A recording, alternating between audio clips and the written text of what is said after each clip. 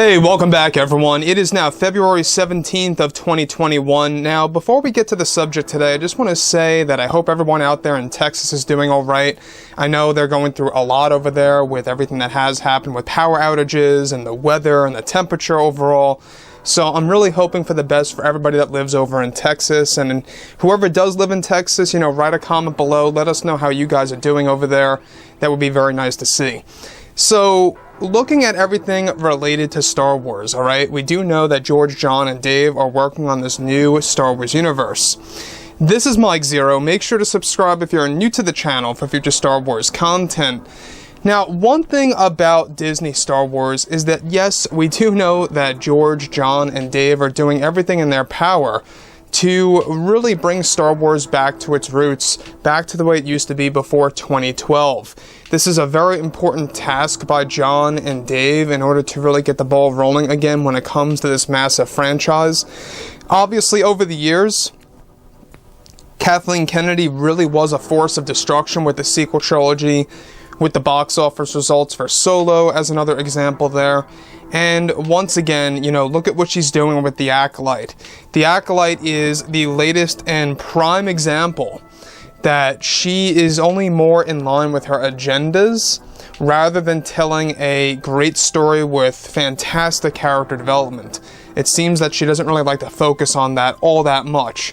Now, when we look at everything that has happened with the Gina Carano fired situation, this really led to a lot of fans canceling their Disney Plus subscriptions, and Disney's getting a little bit worried about this because it not only affects Star Wars, let's not forget, it affects everything on Disney Plus, be it movies or Marvel or whatever it may be, documentaries. I mean, anything that's on Disney Plus is going to be affected by this.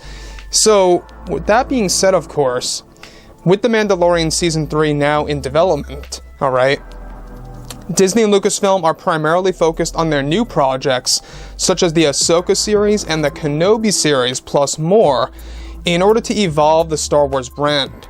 It's described that recently, however, creator Jon Favreau took part in an interview where he was able to respond to the Star Wars fandom, where he eventually was able to state that, of course, for the beginning of the development of Mandalorian, when he first came on board, is that he ran into many creative differences, believe it or not, with Kathleen Kennedy about how the character Din Djarin and others should be portrayed.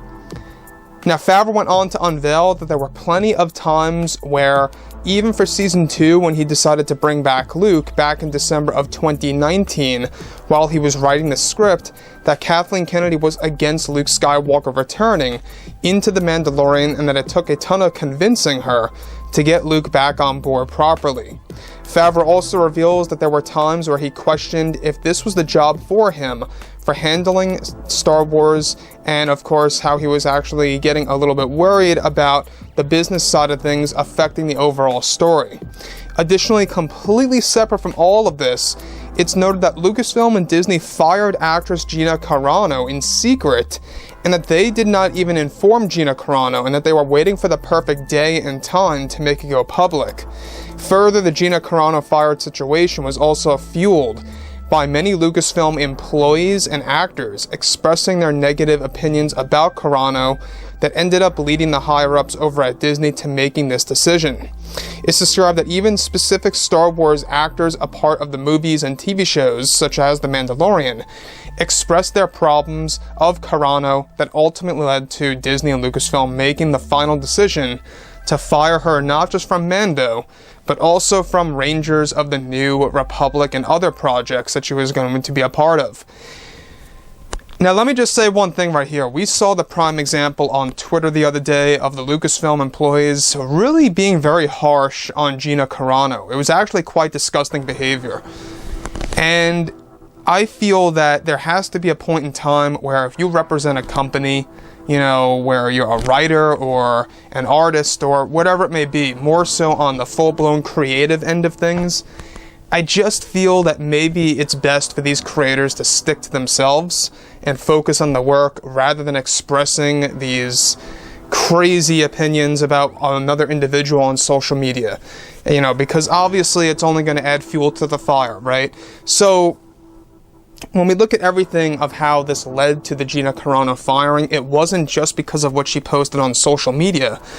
It was also because of the actors and creators and artists and whatever have you coming out and expressing to the higher-ups over at Disney and Lucasfilm that they have problems with Carano and her viewpoints on things and how she actually, you know, has been expressing specific, you know, overall opinions and everything related to that.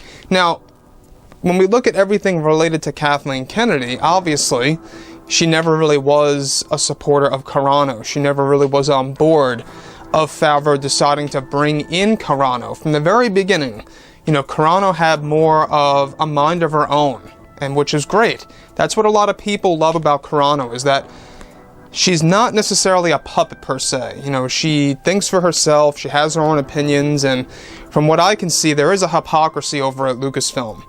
Carano got fired for what she posted on social media, but PEDRO PASCAL, you know, nothing ever happened because of what he posted on Twitter, which, by the way, a lot of fans are very angry over that, and that's exactly what has been adding more problems to the overall situation, is because PEDRO was able to do that. And one would debate, okay, some people say PEDRO only did like 1 or 2 things and then stopped, and that was it.